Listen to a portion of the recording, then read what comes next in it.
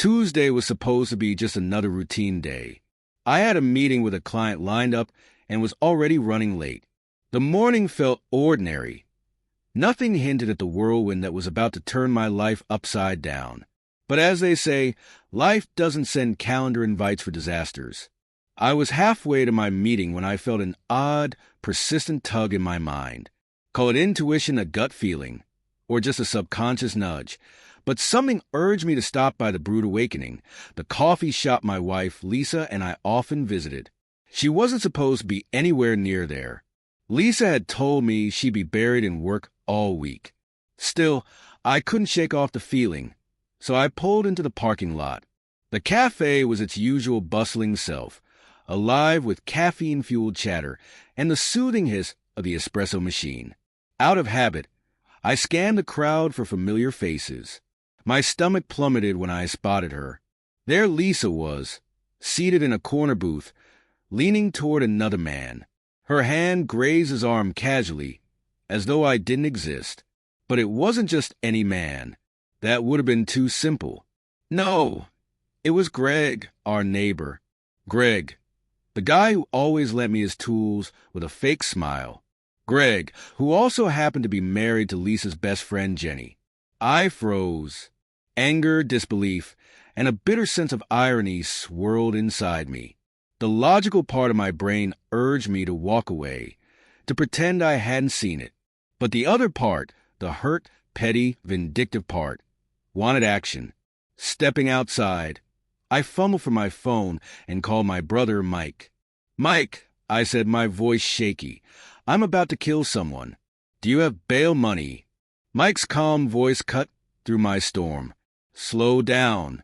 Who's the target? And do you really want to spend the night in jail?" I explained the scene, my tone low and tight. Mike let out a low whistle when I finished. "All right," he said. "Here's what you do. No violence. Get proof, go home, and let's figure this out." As much as I wanted to storm in, flip their table, and make a scene, I knew Mike was right. So I took a deep breath, marched back inside, and quietly slipped into a booth with a clear view of theirs. The guy sitting there looked puzzled, but I mumbled something about an emergency, and he moved. From my new vantage point, I watched their cozy little rendezvous. They leaned close, whispered, smiled, and held hands. It was textbook infidelity, a scene straight out of a bad soap opera. My chest tightened, but I steadied myself, pulled out my phone, and snapped a picture. Lisa looked carefree, completely unaware of the betrayal she was committing. Not just against me, but also her best friend. I didn't confront her then and there. No! I wanted her to think she was getting away with it. That would make my revenge all the sweeter. On my way out, I texted Mike the photo with a simple caption. "Got them." His reply came almost instantly, perfect. The following days were a masterclass in pretending everything was fine. Lisa had no idea I knew. She carried on as usual, laughing at her favorite shows, scrolling through her phone, and making small talk about our neighbors as if she wasn't betraying me. To her credit, she hid her guilt well. Or maybe she just assumed I was too blind to notice. Either way, I played my part as the clueless husband. When she asked if I was okay, I shrugged and replied, "Just one of those weeks." That line seemed to rattle her a bit, but she didn't press further. Meanwhile, Mike and I got to work. When I showed him the photo, he stared at it for a long moment before grinning. "All right," he said. "If we're going for revenge, let's go big. No half measures." Mike's idea? A digital billboard. At first, I thought he was joking. A billboard? Like one of those cheesy divorce lawyer ads. "Not quite," he said, smirking. "We're going to announce their relationship. In style?" He wasn't kidding. By the time we finished brainstorming, we had a plan that was both petty and brilliant. We designed a slide that looked like one of those sweet engagement announcements. Big, elegant fonts, glowing hearts, and a cheerful message. But this one featured a photo of Lisa and Greg at the coffee shop, hands intertwined. The text was simple yet cutting. "Congratulations on your new relationship. Love, Dan." I wanted my message to be impossible to miss. So we went big, really big. Mike and I secured a prime digital billboard in the heart of the city, right near the busiest restaurants and shopping centers. It cost a fortune, but this wasn't about money. It was about making a point. On Friday evening, the billboard lit up for the first time. To ensure it had the maximum audience, I paid extra for it to run during prime time. Mike and I parked nearby, eager to witness our masterpiece in action. When the billboard came to life, I couldn't help but laugh. There it was, my revenge displayed in glowing LED for all to see. Passers-by stopped, intrigued by what appeared to be a romantic announcement. People pointed and snapped pictures. Cars slowed down to catch a glimpse. It was perfect, bold, public, and absolutely devastating, but the piece de resistance was still to come. That same evening, I invited Lisa to dinner at a nice steakhouse. Of course, I also extended the invitation to Greg and his wife, Jenny. Conveniently, the restaurant was located right across from the billboard. Mike came along, too, for moral support, of course. The seating arrangement was intentional. Lisa and Jenny were positioned with a clear view of the glowing sign outside, while Mike and I sat across from them. The meal started innocently enough. Small talk, forced laughter, the usual pleasantries. But then I noticed Lisa's gaze drift toward the window. She squinted, her head tilting slightly as she tried to make sense of the bright display. At first, she looked confused. Then realization dawned. Her face turned ghostly pale. She gripped her wine glass, so tightly I thought it might shatter. Her eyes flicked back and forth between the billboard and her plate, as if she could somehow wish the sign away. "Are you okay?" I asked, feigning concern. I don't feel well," she stammered, pushing back her chair abruptly. "I need to use the restroom." Jenny looked worried. "Do you want me to come with you?" Lisa shook her head and practically bolted, leaving her napkin and her dignity behind. Mike leaned in, smirking. "You think she's figured it out yet?" "She's either panicking or having a stroke," I replied. "Either way, I'm fine with it." Lisa didn't return to the table. Instead, Jenny's phone buzzed. She glanced at the screen, her expression shifting from confusion to shock. Her gasp was loud enough to draw attention from nearby diners. "What the hell is this?" she demanded, holding her phone up for me to see. The photo on her screen was a snapshot of the billboard, already making the rounds on social media. Someone had captioned it with a simple message.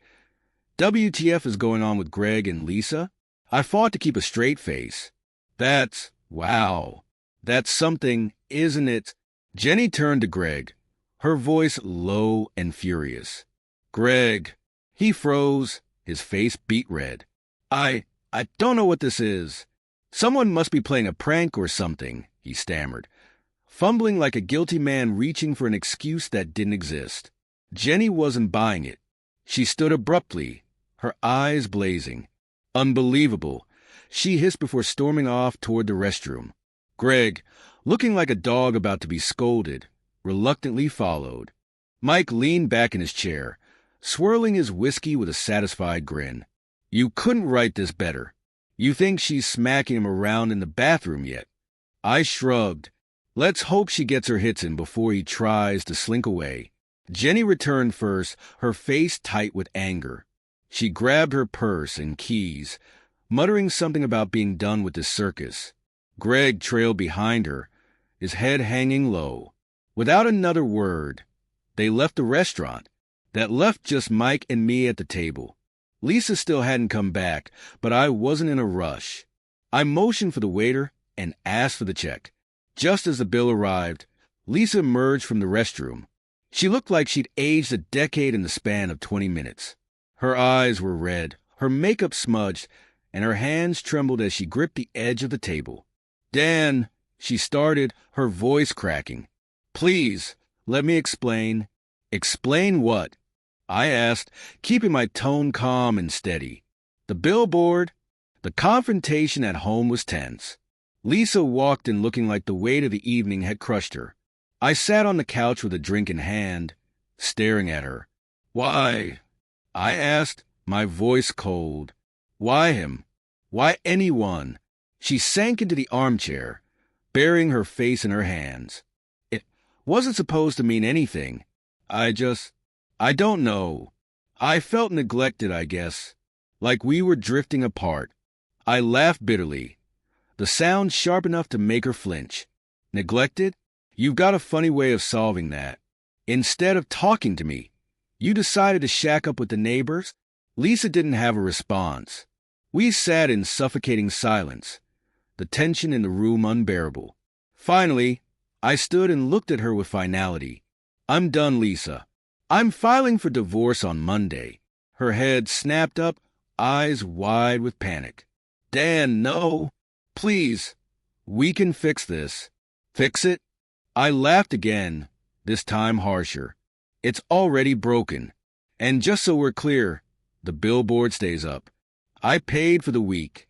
Her sobs filled the room, but I didn't feel an ounce of sympathy.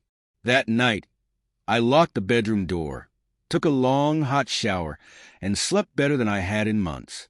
By Sunday morning, the billboard had become a local sensation.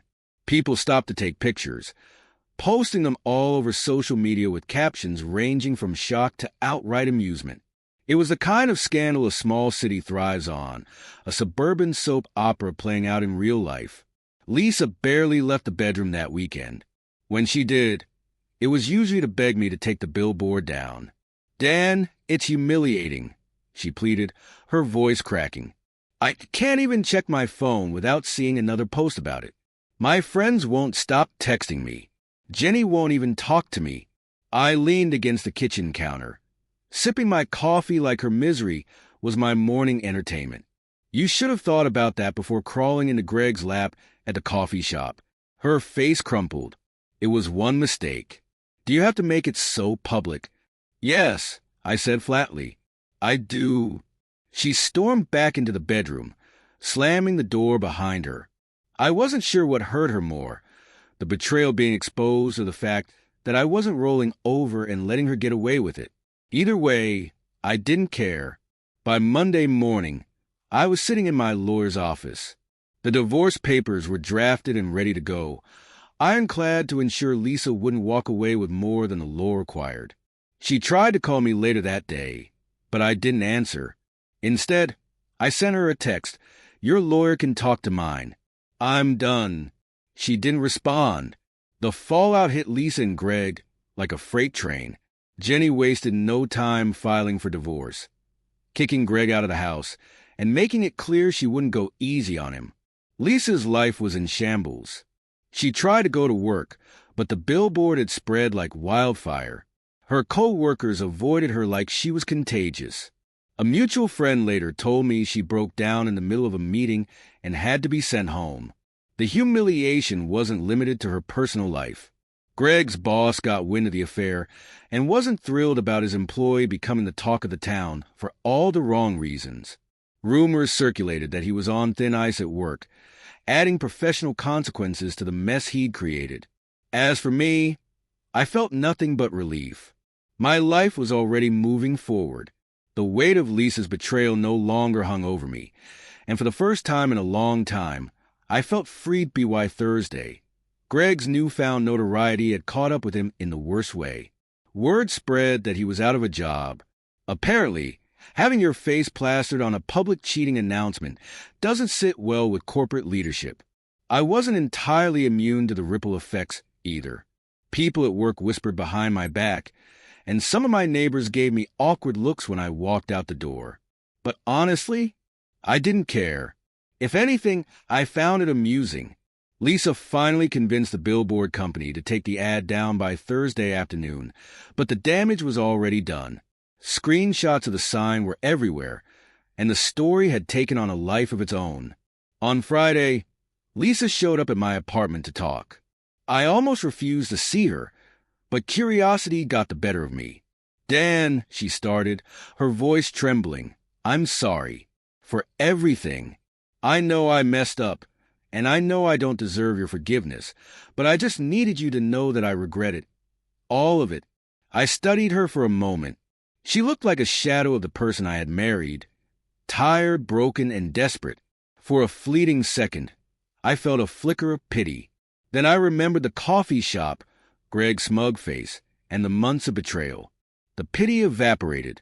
I appreciate the apology, I said, my tone icy, but it doesn't change anything. We're done, Lisa. Move on. Her shoulders sagged and she nodded. I understand. I just wanted to say it. She left after that.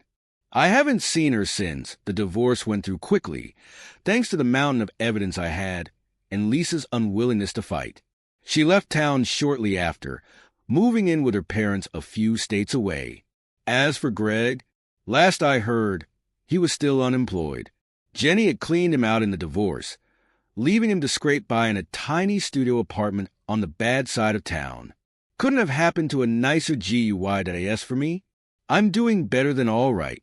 I sold the house and moved into a sleek downtown apartment, where no one knows my story unless I choose to tell them. Do I regret the billboard? Not for a second. Sure, it was petty, maybe even childish, but it worked. It exposed the truth, left no room for denial or excuses, and gave me the closure I needed.